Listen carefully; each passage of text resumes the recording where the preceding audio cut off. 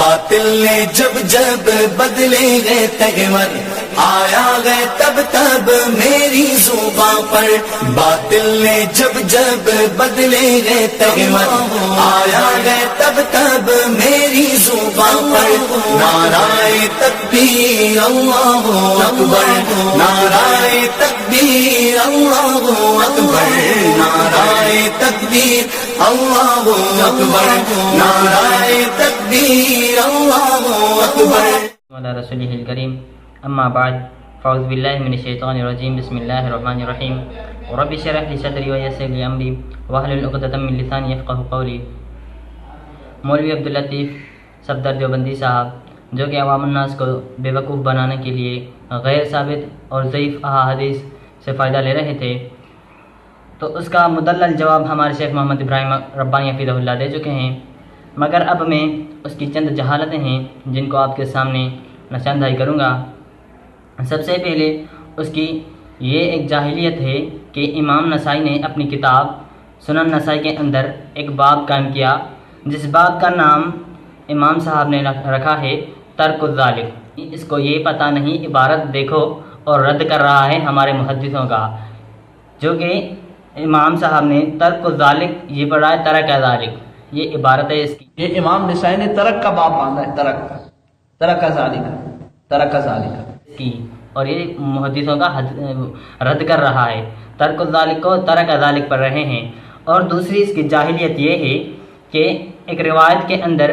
الفاظ ہے للصلاتی، روایت کے اندر کیا ہے للصلاتی، کیونکہ یہ تو پہلی کلاس والے لڑکے کو بھی پتہ ہوتا ہے لام حرف جر ہے، یہ اسم پر داخل ہو کر کسرہ دے گا، لیکن اس جاہل کو یہ بھی پتہ نہیں کہ لام حرف جر کھڑا ہے اور یہ کسرہ دے گا، وہ بھی پڑھ رہا ہے، لام حرف جر بھی پڑھ رہا ہے للصلاۃ، پڑھ کیا رہا ہے للصلاۃ۔ کہ عبداللہ بن عمر فرماتے ہیں کہ ان رسول اللہ صلی اللہ علیہ وآلہ وسلم کان یرفع یدیہ حذو منکبیہ اذا افتتح التکبیر للصلاۃ، ان رسول اللہ صلی اللہ علیہ وآلہ وسلم کان یرفع یدیہ حذو منکبیہ اذا افتتح التکبیر للصلاۃ، ہے کیا للصلاۃ۔ اس جاہل آدمی کو یہ بھی پتہ نہیں، جو چھوٹے بچے پہلی کلاس کے بچے بھی یہ غلطی نہیں کیا کرتے، لیکن یہ آدمی یہ غلطی کر رہا ہے، اور یہ رد کس کا کر رہا، اور جو کہ ہمارا مناظر اسلام محمد صدیق رضا، ان کا حافظ زبیر الزئی، ان کا یہ رد کرنے کے لیے اٹھائے، اپنی عبارت کو ٹھیک کر لے۔ اور تیسری اس کی یہ جاہلیت ہے کہ صح سے اسم تفضیل کا صیغہ آتا ہے اصح، صح سے اسم تفضیل کا صیغہ اصح آتا ہے، یہ جاہل آدمی وہ بھی پڑھنا نہیں آتا اس کو، یہ صح سے اسم تفضیل کا صیغہ اصح آتا ہے، اس کو پڑھا ہے اصح، اصح ہے کیا پڑھ کیا رہا ہے، یہ اس کی عبارت ہے۔ ثوری رحمۃ اللہ علیہ کی اس روایت کو اصح قرار دیا، سفیان ثوری کی اس روایت کو اصح قرار دیا۔ اور دوسری اس کی یہ جاہلیت ہے کہ روایت کے اندر آتا ہے حدیث النشری، الفاظ کیا آتا ہے حدیث کے اندر حدیث النشری،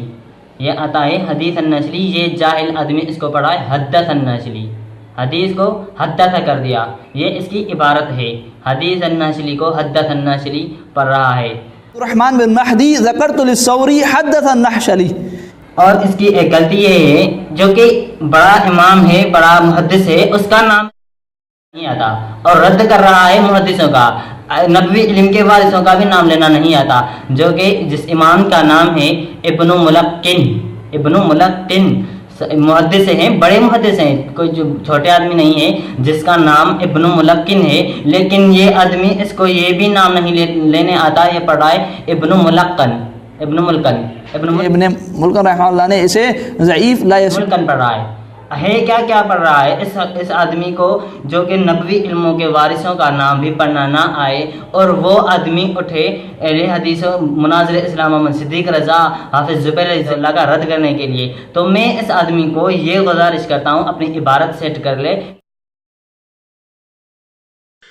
اہل حدیث ہے ہم، یہ عزم ہے ہمارا، صد شکر ہے کہ ہم کو اس رنگ نے نکھارا، اہل حدیث ہے ہم، یہ عزم ہے ہمارا، ہم حامل شریعت توحید اپنا نعرہ،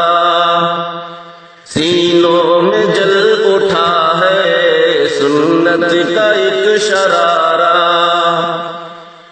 بجھنے نہ دیں گے ہرگز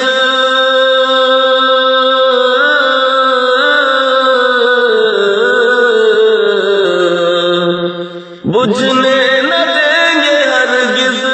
ہر ظلم ہے گوارا، اہل حدیث ہے ہم یہ عزم ہے